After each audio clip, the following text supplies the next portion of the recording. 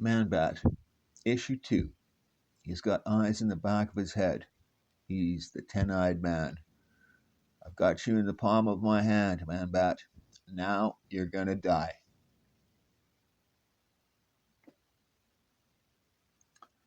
Presenting the first chapter in the new life of fantasy's most bizarre hero, Manbat, fugitive from blind justice. Chicago, they call it the Windy City, and no wonder. That wind blast from the lake feels like a razor blade. Odd how quiet it is tonight, but it's as good a time as any to see what effect this breeze will have on my flying. We are afraid of what our eyes have seen, for something is amiss or out of place when mice with wings can wear a human face. Theodore Retke. Suddenly, without the slightest warning, a shadowy figure drops from the sky into the man-bat's back. And to say our nocturnal hero is surprised has got to be the understatement of the year. What in heaven's name? In fact, he's so surprised he can't react until, "Come on, you ugly cuss, fight. You're making it all too easy." If it's a fight you want, mystery man, you'll get one. Hey, you talk. Certainly. Doesn't everyone? With no time to spare, the man-bat spreads his powerful leathery wings, and the maze of netting shreds like Kleenex. You'll forgive me if I don't leave the sanitation department something to scrape off the sidewalk. You're a strong critter, ain't you? Stronger and smarter than my boss figured, but you ain't slipping away, creep, no way. That equipment on his back, a jetpack. 'Cause there's more than one way to skin a bat. This is insane. I've never seen this man before. Yet, not only does he know of my existence, which is bad enough in the first place, but he apparently wants to capture me for someone he calls boss. What on that line, binding my feet? Can't defend myself, except with my wings, and that's just not working. I've got a hunch there's only one way to go to shake him, and that's down into Lake Michigan.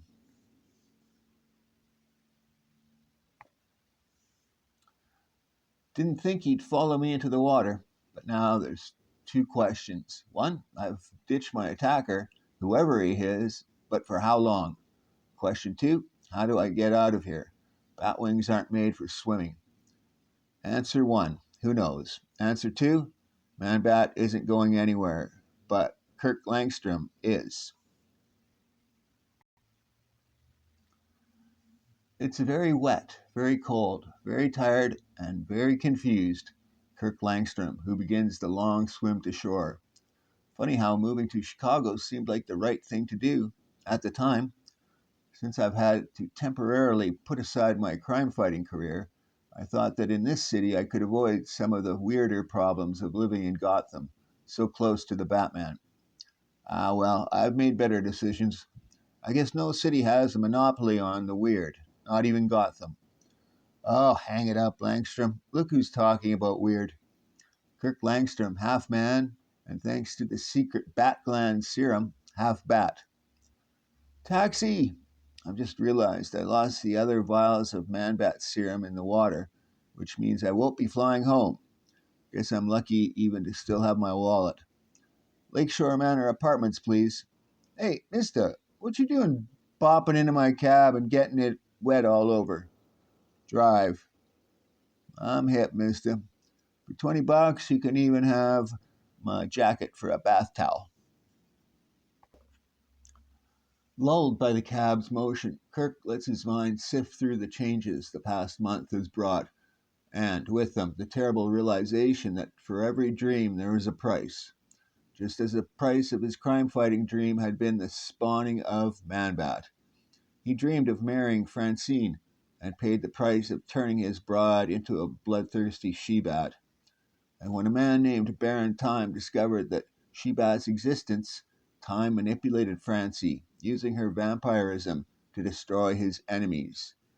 Kirk knew then that he had to leave Gotham City to find for Francie the treatment she required, the care which only Chicago's Landau Hospital could provide. He dreamed of peace for himself and Francie, and the price for that dream was breaking a vow. He did what he once swore he would never do. he came home. Home became an apartment on Chicago's North Shore, less spacious than the suburban split level he'd left behind, but adequate. For a long time, he'd tried to forget Chicago, forget what it had been to him childhood, security, family, and friends.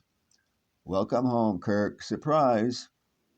Hey, Kirk, what's happening? We've been hiding here for almost 2 hours. Where the devil were you? From the look of him, skinny dipping. Look at you, you're soaking. Get out of those wet things before you catch your death. I would ask an old eccentric school chum why he's dripping all over the carpet. Instead, why don't I fix you a drink? Ted, where's Francie?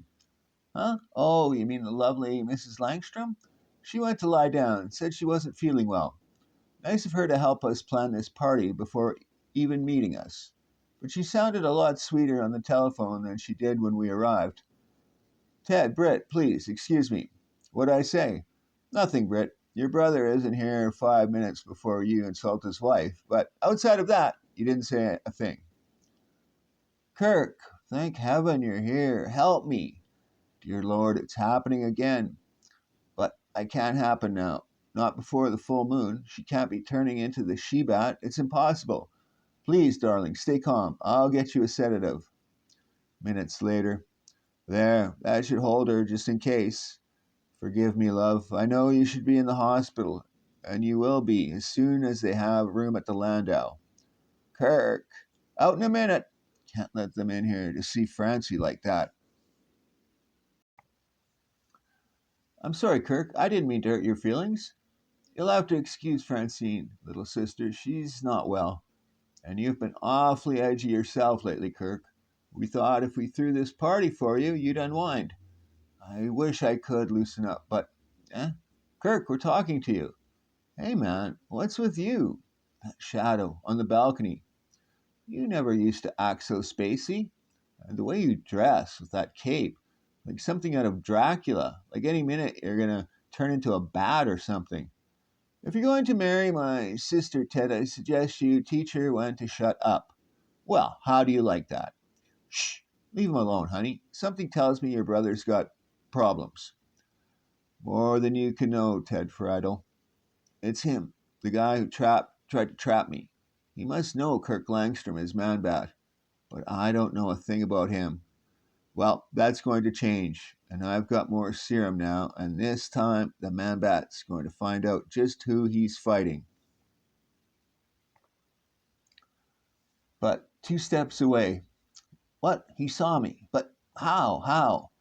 Too bad, pal. I'm one fellow you can't sneak up on. Did you hear an odd noise just now? Speak up. Can't hear you over all this talking. You've got some explanations to make, creep, about this face. Don't tell me. Let me guess. You want to know if I'm wearing a mask, right? Answer, I'm not. Good Lord. He's too stunned to turn on his jetpack. Going to hit. Maybe I can get to the bottom of this and what's bugging me about him when I catch him. It's those odd hand gestures he makes. It's as though they mean something. And the way he moves everywhere at once, like he had eyes in the back of his head. Finally, at close range, the man-bat is able to see. What? His goggles, they're totally opaque. You can't possibly see through them. But that's impossible. Ha! I thought you were smart. Can't tell you when someone's playing possum. You ain't no man-bat, you're a dingbat. And now you're as blind as a bat, thanks to my boss's thick latex spray. Okay, freak, where do you come from? What do you want with normal folks? And why are you posing as a human? Tell me fast or gone. I'm testing a theory, my peculiar friend. Thanks to my bat sonar, I'm not as blind as you think. I can sense shapes, like this shrub pot, which should fulfill my needs nicely. Give up, bat thing, or whatever you are. You're coming with me.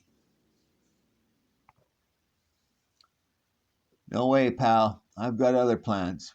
That pot, where are you? Ah, the pain, my hands. I can't see. My hands. Just as I thought. You were blinded when you caught that shrub, when you use your hands, because in some insane way, you see with your fingers. This is one time where discretion really is the better part of valor. Sonar is fine for bats, but the man in me would like to see again. I'd stay to fight, but he's out cold. I need a breather to get this stickum off my face. 10 Eyes will be another me soon enough. Besides, I can't very well take him into custody, even by making a citizen's arrest. Somehow, the thought of Manbat swooping into police headquarters strikes me as ludicrous and a little dangerous. Wait, now I remember, I once read about someone just like 10 Eyes. He fought the Batman in Gotham City. Phil Reardon, the 10 Eyed Man. Reardon, in case the name means nothing to you, gentle reader, let us take you backward in time 2 months to the Gotham State Penitentiary, where one of the most dangerous criminals in the world sat in a cell, his hands locked into an opaque box.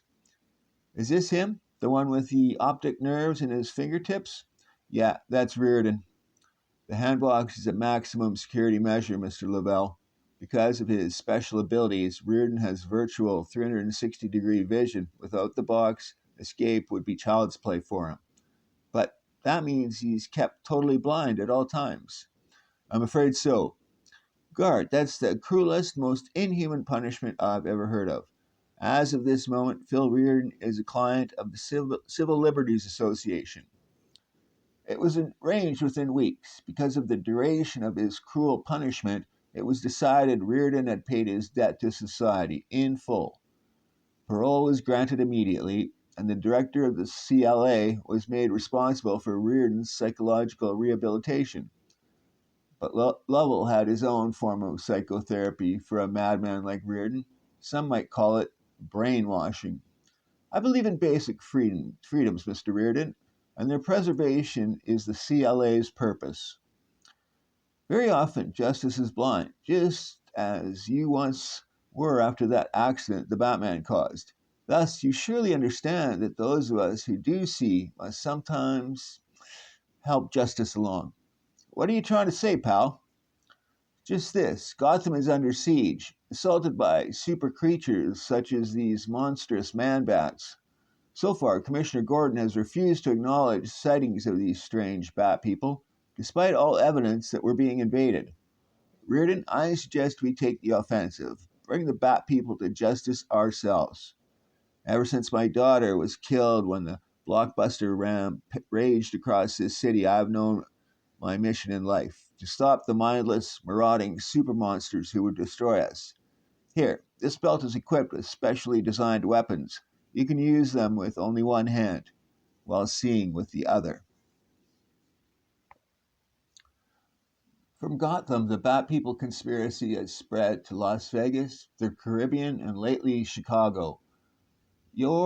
I believe, they're the mystery race from beneath the North Pole, plotting to conquer us. But, boss, the nerve grafts in my fingertips, they're suffering tissue rejection. I'm going blind again. What good am I for this gig? That just means you've got a personal stake in this, Reardon. Capture one of those creatures and we'll experiment. Find a way to give you its sonar ability. And son, that's a promise. Will you really do that? Help Reardon replace his sight with that power? Come, come, my dear Regina. When the light dies for Reardon, his usefulness to me is finished. And so, I imagine, is he. And so Reardon tracked the man back to Chicago, and ultimately to this final fateful hour. The Bat Freak knows my secret now. Soon he'll come looking for me. When he does, this magnesium flare bomb will blind and stun him, and I'll have a man bat in captivity. Meanwhile, in the building's basement, there I can see again. Now to find Reardon. But the question is, how do I catch him? Without getting close enough for him to use another of his weapons on me. Looking for someone, Reardon? Huh? What? You know who I am? I thought that might shake you up. No, he's coming straight at me. Got me wedged between him and the bomb. We knock it over and we all get blown to kingdom come. I was going to lure him into the path of bomb, activate it, then split, but this isn't working out at all like I'd planned. Give up, Reardon. It's all over. Blasted sheet, hand tingled, can't see. Just then, hey, you guys heard the new Rough Muffin album? It's a trip. Now, who sent you after me and why? CLA said you were a menace, part of an invasion. A what? Suddenly, a crashing crescendo of rock music knifes through the roof from Kirk Langstrom's apartment, flooding the Manbat supersensitive eardrums with pain. My ears, my ears. Oh no, no, you've knocked over the bomb. We've got 30 seconds before it. Bomb? I had no idea. Didn't mean to let go of the belt. It was just a reflex. Reflex, that's it. I've got to blind Reardon long enough to grab him, or this mindless fighting will just go on. And now I know how to do it. And even though his head pounds with exquisite agony, the man bat clears the distance between himself and the escaping Reardon. The way he caught that shrub pot, instead of just sidestepping it, it was a reflex response, just as this is going to be a reflex. That bomb was your doing, Reardon. Now face the consequences.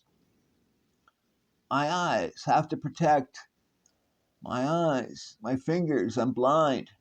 As I hoped, even though the eyes in his head were useless, he shielded them as a reflex action, blinding himself. But before the smoke of the blast is fully cleared, Reardon, wait, look out! Too late. It's over. He's dead. And I never knew why he attacked me. It all seems so pointless. 1,000 questions about Reardon and that CLA he mentioned will never be answered. Nothing to do but go back to the party. Yeah, the party. Swell. Fini.